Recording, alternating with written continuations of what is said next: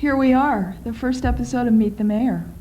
And I'm really glad to be helping you out by doing this moderating or questioning. And I think we'll get it off to a start about what it is like to be mayor and what issues are important to you. First, let me say, Lauren, that I am delighted to have you and Nat on board. For a number of years, I did a program on WJOY Radio, which is called The Mayor Speaks. And in fact, that program, if my memory is correct, had gone on for something like 18 years.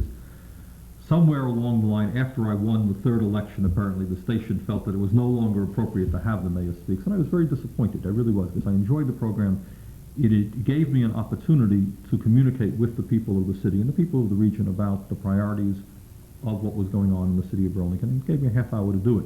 And I was very disappointed when that program was taken off the air. So I'm delighted once again to have a program on the air on a regular basis to basically talk about what the city of Burlington is working on, what our plans are for the future, what's going to be happening next week, what happened last week, and also have some guests on the program. I think as we progress, we'll get out of this office, we'll get out on the streets, we'll have an opportunity just to informally chat with people. I think the hallmark of the program will be informality and just basically an opportunity to dialogue with the people of the city and the region.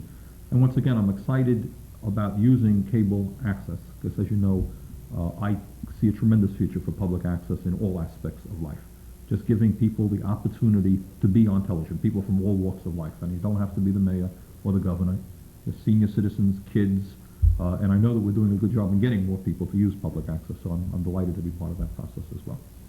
So if anyone wants to be on your show and call you up and talk with you on TV, could they do that? They can be on my show, or better yet, start your own show. Start their own show. People should understand, and this is important, that we can start our discussion right on this issue. When we negotiated with Mountain Cable a year ago, one of the issues, as you all remember, because you were involved in that process, is that we wanted to see a very strong public access aspect to cable television in Burlington. And the reason that we wanted that is we think television has extraordinary potential, which is most certainly not being utilized on commercial television. Most of what's on commercial television is junk. The function of commercial television is to sell advertising and so forth and so on. And I think what public access can do is open up television for the entire community. So it's not a question. I'm delighted to have people on my own show, but I think we have the time on public access for any group and any organization to take advantage of it. And I know many of them are. And clearly more and more people should do it. It is free, or at best very inexpensive in terms of productive capabilities, so people should take advantage of it. I am, and I hope other people will as well. Let's start by asking you about being mayor. Okay. And what Good it's question. like to be mayor, and what have you experienced in the past 6 years? You know, sometimes, and because you're so much in the midst of the process, you can't sit back and say, what has it been like? I've been mayor for 6 years, and you work very hard on it, and it's so deeply ingrained in me, sometimes I just can't sit back and objectively look at it. I'm too much a part of it. I think it's fair to say that it's very hard. It's a hard job, and I'm not sure, to be honest with you, that being a mayor, and not just certainly for myself, any mayor in this country, is not even a more difficult job than being a governor or even higher on up, or a senator or a congressman. And the reason is that you are directly accessible to the people, right? Governors in Montpelier, and most people, I'm not going to go walking into her office or any governor's office. Your congressmen and your senators are 1,000 miles away in Washington, and you write to them, you don't go into their office. But people feel correctly so that a mayor they've elected a mayor, they have a problem, they want to talk to the mayor, they want to get that problem resolved. So that's a very important part of the job. How do you solve day-to-day problems? Today, just for example, today, met a fellow who I know who's a truck driver in Burlington, had gotten some tickets in downtown Burlington, okay? And in fact, the tickets, I think, were wrongly assigned to him. He was unloading, okay? So he has to go through a process with the city attorney's office to explain his case. I have to help him do that. We got a call from the local welfare office, from an individual who was having a very serious problem with welfare, has a sick child, needs some help. We've got to deal with that. Those are immediate problems. Before the day is over, we'll have a few more of those, okay? So on one hand, that's what you're dealing with, and you're paid to do that, and you've got to do that. Yesterday, somebody walks in, they felt that the snowplows weren't out early enough on their street. It has to be dealt with. Then there's a whole second aspect to the job, which is very different than dealing with day-to-day crises, and that is, where does the city go in the future? Where does it go 10 years from now, 20 years from now? You can't just deal with day-to-day crisis because major things are happening, and you've got to be in front of that. you and your staff and the administration, the Board of Aldermen, have got to be talking about the future of the city. And then thirdly, you have to be asking questions, what is the relationship between state government and local government, the national government and local government? I was recently criticized in an editorial in the Burlington Free Press, for example. They were critical that I had asked the Board of Aldermen to support an effort to get the Public Service Department to lower telephone rates. Should city government be involved in the issue of telephone rates when we in fact don't regulate the telephone industry? And I of course think we didn't, and I was delighted that the Board of Aldermen unanimously chose to ask the Public Service Department to do that. We are losing $1 million in revenue sharing because the federal government feels it's more appropriate to put money into Star Wars and into military spending than it is into the needs of the cities and towns, or into the problems of housing or environmental protection. Is that an issue that a mayor should be involved in? Should the Board of Aldermen be involved in? I think that they should. And almost lastly, and this is where I would say I end up as an unusual type of mayor, disagree with many other people. I think it is reasonable and right for city government to really think about and debate some of the most important questions facing modern society. I mean, because I think if we don't do it, in a sense, who is going to do it? Now, again, there are some people who say, well, what do we elect the United States Senator for? What do we elect the President of the United States for? Hey, you in Burlington, a small city, should not be worrying about the issues of war and peace. That's what we have the Congress for. And I don't agree. Environmental issues. You know, some of the major environmental issues facing our society are not going to be solved. You know what? There's not going to be a society. You're talking about this problem with the ozone layer that people see in the paper every day. When they're talking about climatic changes that are measurable within a few years' time, you're talking about wreaking havoc with the entire planet. And I think that it is not wrong for people within a community to sit down and dialogue and discuss those issues. Not just the mayor, of course, not just 13 members of the Board of Aldermen, but the community at large. Because ultimately, if I believe in anything, what I believe in is the concept of grassroots democracy. To think that the United States Congress or the President simply is going to sit there and do all the right things, and we're supposed to go to sleep and not pay attention to that, or that democracy means once every 4 years, gee whiz, we can vote, for a Democrat or Republican for president. Isn't that exciting? Aren't we lucky to live in a free country? And then during the next 4 years, we should fall asleep. I absolutely and categorically don't believe that. Democracy means more than voting every 4 years or every 2 years. It means being aware, being educated as to what's going on, and making your views known. Believe me, the President of the United States and Congress does react when communities around the country say, we want to change our priorities. We believe in that. And for good reasons. That's what democratic society is supposed to be about. They want to get elected. And if they feel that people in the grassroots are concerned about an issue, they're going to respond, just as I would. If I get a petition of 500 signatures on it saying, Mayor, we're concerned about this, I would be a moron not to be concerned about that issue, not to respond to that. Any good politician does that, and that's what there's nothing wrong with that. That's what democratic society is about. You're supposed to respond to the needs of the people, and I think it is appropriate for local government to be talking about questions. What kind of society do we want for our kids? Okay, and I don't think it's wrong. Now, obviously, ultimately, we do spend, and we should spend most of our time on issues that we do have decision-making power on. We do decide how much money we are going to put on the streets and the sidewalks and improving those in the city of Burlington. And we make those decisions. And that's, in fact, where we spend the bulk of our time. But I think where I end up disagreeing with many people on the Board of Aldermen or many people in general is I am not afraid of seeing the City Council or the people of the city of Burlington dialoguing and discussing very fundamental issues, because ultimately they're going to impact on our city. I mean, if there's a war against Nicaragua, for example, who do you think is going to go fighting there and getting killed? It's going to be the kids in Burlington, Vermont, and Winooski, Vermont, and in the state of Vermont. I don't want to see that. It's wrong. And it is a local issue. So, those are some of the things that go through my mind. On one hand, absolutely understanding that we have to pay attention. Snow season is coming. We have got to do a good job in getting snow off of the streets, off of the sidewalks, and I think we have some new equipment. I think our Public Works Department is in better shape than it's ever been, and that's an important issue. It is not acceptable for me to be philosophizing about the end of the world problems and not doing my best to make sure that the people of Burlington have good streets and sidewalks and get the snow removed. So it's in a sense a balance of looking to the future, to making sure that the world survives, that we get a good shake from federal government and state government, but on the other hand, dealing in a very hard, day-to-day way with the problems facing the people.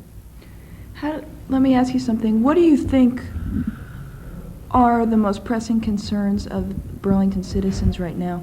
Well, we can go on, for many, many years. Certainly, the horrible, horrible murder that took place in the city is just, it's almost hard to know how to describe it. It is so senseless, so brutal, and so shocking that one almost doesn't know what to say about the horror of such an act.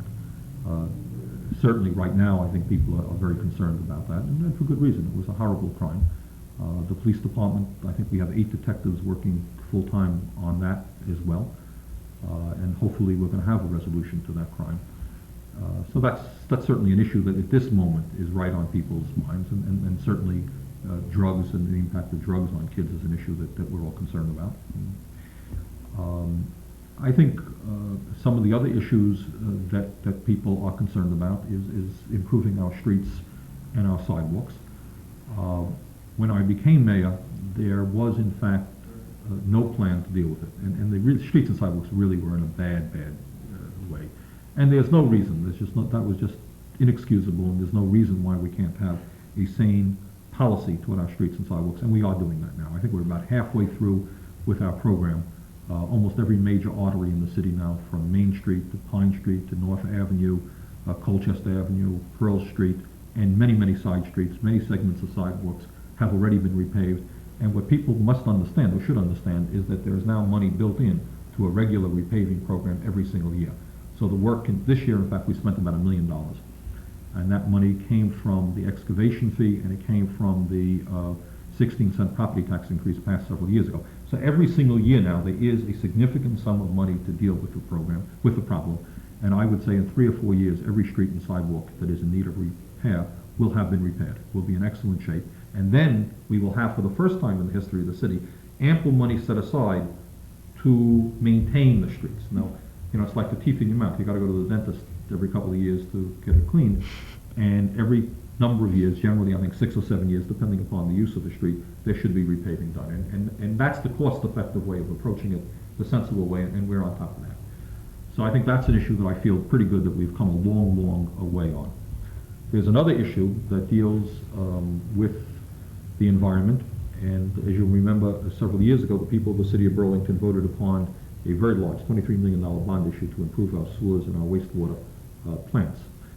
There had been a problem in the city in a number of sections of the city, a really disgusting problem, to be honest with you, where literally sewer backup ended up in people's basements. Now, that's not a very pleasant situation. We are in the process now of rebuilding the sewer system of the city of Burlington. Very expensive. It'll take us time to do it. We made the start this past construction season, as those people who are driving their cars downtown will remember, and that will continue for the next number of years. We'll be making significant changes in our wastewater plants, which are now kind of old and obsolete, and we'll be improving them so that the effluent that leaves the city and goes into the lake will be much, much cleaner than it presently is, and I think that's an important issue. So those are two. We're making improvements now. We've improved the airport. We've expanded the airport. We've put a lot of money in recent years, and we'll continue into our park system. So those are major infrastructural improvements where I think we're in pretty good shape. The parks are probably now in better shape. Tennis courts are repaved. Basketball courts are in pretty good shape. South Park has been rebuilt. In general, our park system is probably today in better shape than it has ever been, at least in many, many years. Another issue, obviously, of great concern to the people of the city has to do with the waterfront and the development of the waterfront. And that very clearly is worthy of at least one show unto itself, because it is a very, very complicated issue. I think what I can say on it right now is that while we have not been able to move as quickly as I had hoped, we are in fact making significant progress.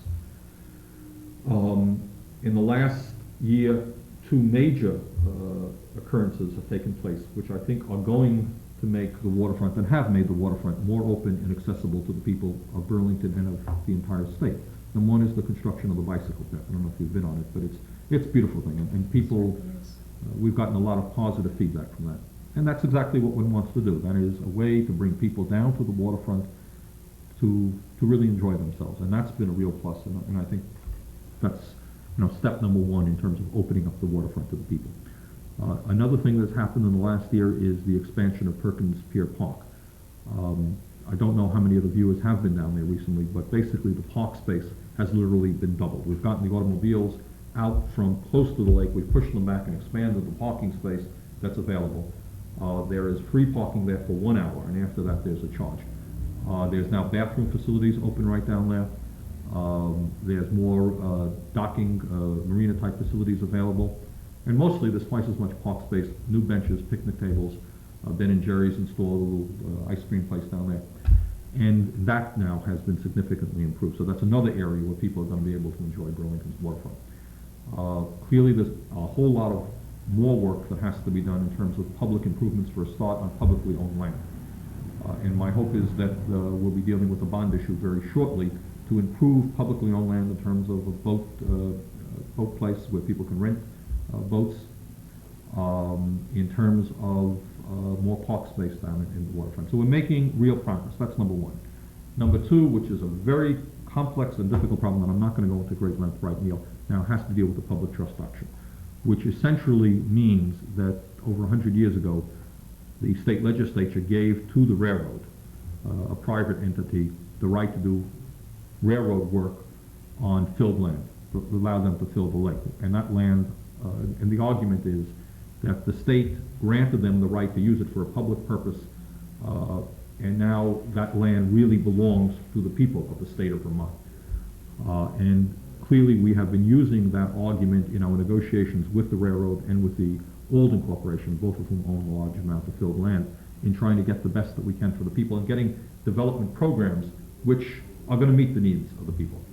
So that's the whole public trust doctrine, though, is kind of a complicated issue. I don't want to get into it at great length. The third issue that we're wrestling with right now deals with zoning.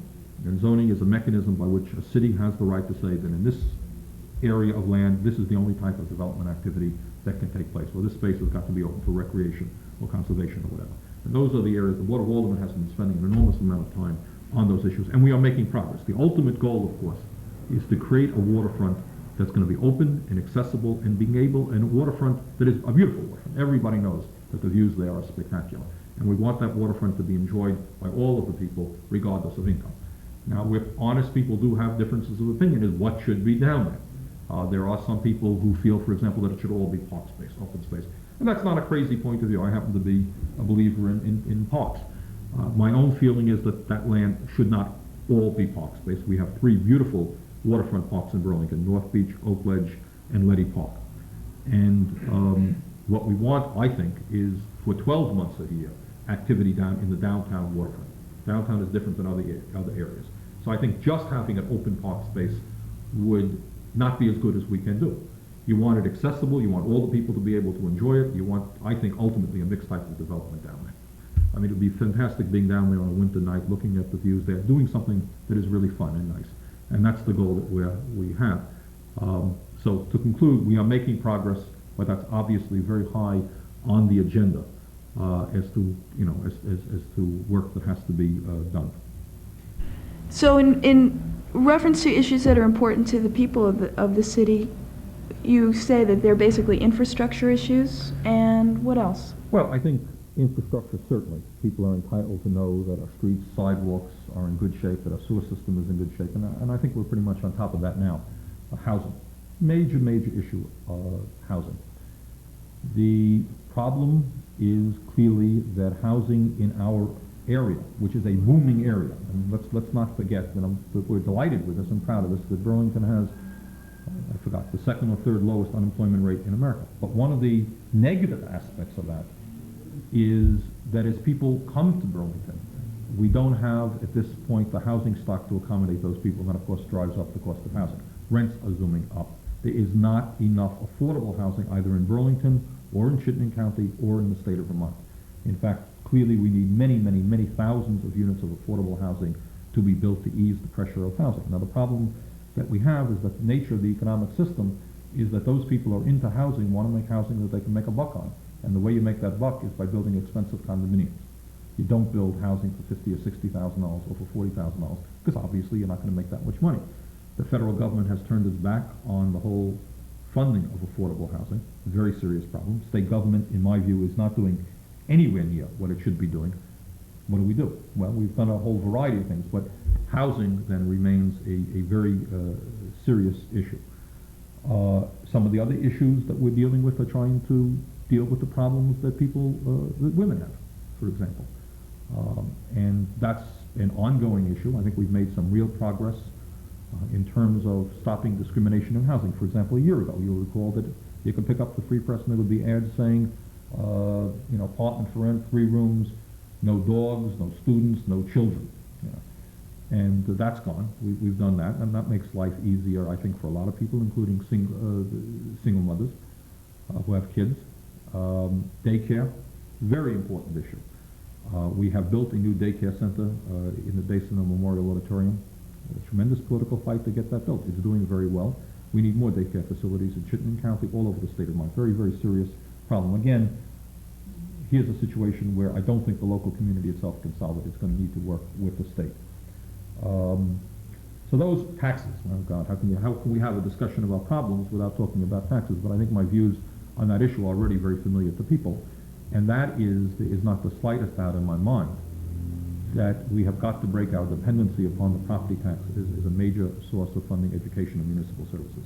The relationship between the state government, which has a dozen different broad areas of taxation, some of them pretty progressive, and local government, which until Burlington began to move forward, has always been totally dependent upon the property tax, is just incredible. And that has got to change. The city of Burlington especially is getting treated extremely unfairly by the state aid education formula. We contribute as a city approximately $7 million in taxes to the whole state aid education process, and we get $400,000 back. We're a floor town, despite the fact that our gross median income is quite low. We have a lot of poor people in this city, a lot of working people, and we are not getting anywhere near the type of state aid education that we should be having.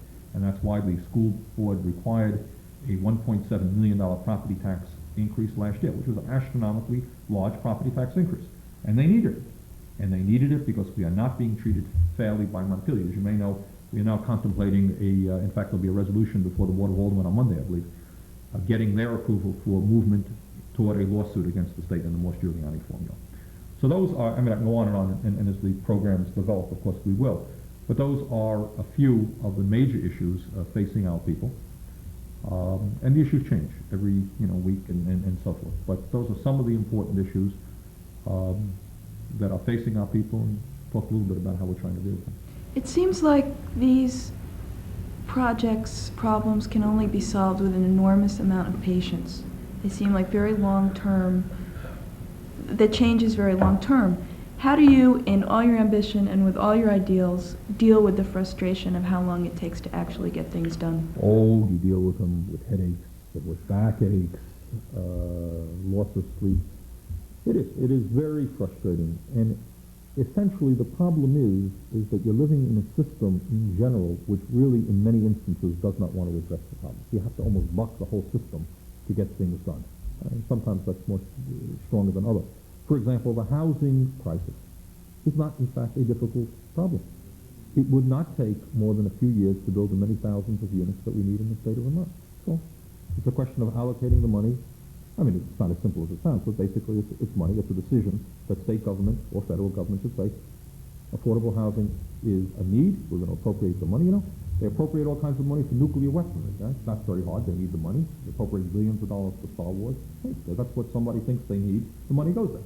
It would be very nice if somebody said we have to allocate on a national level a few $1 billion to build affordable housing. You get architects together. You figure out how you can make affordable housing attractive, cost-effective, environmentally sound, and you do it. The problem is that that's not anything that the federal government wants. It's not anything the state government wants. So then you're taking on, then it becomes very, very difficult. I think also you have normal bureaucratic problems. We have a form of government, which I think in the last few years, in all honesty, I think we've made more efficient and created a situation by which the process can move faster. But first of all, you have an idea. It has to go through the Board of Aldermen. You have 3 political factions on the Board of Aldermen, so there's a lot of squabbling. For example, the daycare center that I mentioned earlier. That was opposed, from my point of view, solely for political reasons. Our political opponents did not want us to build a daycare center. It took us years, a bit of fighting, to get that daycare center built when everybody understood that there was a real need for that. And now it's working as a private nonprofit very, very well. So sometimes you got the political crap that is, you have a good idea and your opponents say, oh God, it's a good idea, we can't let Sanders and his friends do it. Progressives can't get credit for it. So that becomes, that I have to tell you is the ugliest aspect. When you know that they know that the idea makes sense, but they don't want you to do it because you're going to get credit for it. That's really pathetic. But then you have other situations where things just take time. And basically money. All right, streets and sidewalks. Okay, we are moving very quickly. We are moving now more quickly than we ever have moved in the city's history. $1 million a year is not chicken feed for a city our size. But you know what? We're not moving fast enough. Okay? Now, in terms of even the streets and the sidewalks, what you have to do is have competent people in public works. We now have them. In fact, they're far more competent than we had before. Do you know how long it took us to get a public works department? That was a political struggle because there were some people who said, gee, we like the old commission form of government. You know why they like the old commission form of government? Because their friends were sitting on the commissions. Okay? Well, we've amalgamated them. We have a very good public works director now. We're moving much faster and more efficiently, actually, on that. But then you need the money to do it. Well, you know how long it took us to get an excavation fee passed, roughly speaking, maybe off by $2,000 here. The money now for street repaving in Burlington is coming from two sources: excavation fee, property tax increase. Both of those were fights. The excavation fee took us God knows how long to get. We were sued. We had to take on the private utilities. Tremendous fights with Democrats and Republicans on the Board of Aldermen. Okay. But now we got it. That's $500,000 a year approximately that's coming in to repave our streets and sidewalks. Property tax increase. When we proposed that, there were some people who said, well, let's do it just for 1 year, see how it works out. Well, we said, no, we need a permanent tax increase to get the program moving so you can plan for the future. That was a struggle.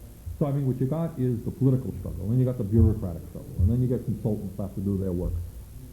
It is frustrating. It really is. I think if one looks at the record that we have established in Burlington in the last 6 years, you'll find a record of enormous achievement all over the place. But almost every accomplishment, and sometime I'd love to go down point by point with these things, took a tremendous fight. And sometimes people say, why was there all this fighting in Burlington? My God, why can't people get along?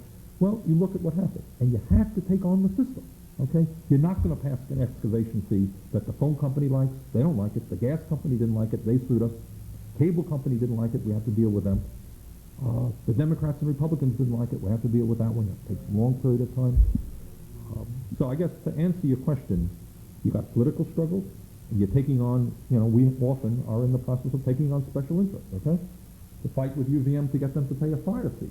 Okay, this year we'll get probably $250,000. Went on for years, okay? But that money now means we're in the process of purchasing a new ambulance that the city of Burlington needs. New equipment for the fire department that we need. We have to have a quality fire department, okay? So I think to answer your question is there's sometimes confusion and the people say, gee, don't you know that there's a problem over here? Don't you know that my street needs repaving? And the answer is, yeah, you know what? We do know it. But we also know that we don't want to raise property taxes outrageously because you have many low and moderate income people who can't afford higher and higher property taxes. So you look for alternatives to the property tax. And every time you look for an alternative and you ask those people who can best afford to pay it, they're going to fight you. They got the lawyers. They often will have the newspaper behind them. They may have Democrats and Republicans. It's a real struggle. So the end result is, to answer your question, is there is not enough money to deal. We would probably need hundreds of millions of dollars now to deal with the housing crisis, streets, social programs that we want. Okay? Well, obviously we don't have that. So we struggle here and we struggle there. And I think that's what's also very time-consuming. Is that it's not a different thing than a family might have. Your average family knows that everything being equal, they would like their kids to go to a decent college. They would like decent health care, decent house, decent vacations for their families. But, you can't afford it. And in a certain way, the city is in the same position. We understand, I think, what we need as a city. And there's not a whole lot of disagreement about that. The question is, how do you get the money in a fair way rather than raising people's property taxes? What are your priorities? Dealing with the political struggles that go on. And that becomes frustrating. Well, hopefully this program will be a vehicle to untangle a lot of these issues and introduce new ideas to people. Right. As mayor. And I hope that we'll be able to take the show on the road a little bit, get out of the office here and go out and talk to people. And I'm excited to begin the process. That's good. Okay, so thank you. Thank you. Bernard Sanders, Meet the Mayor.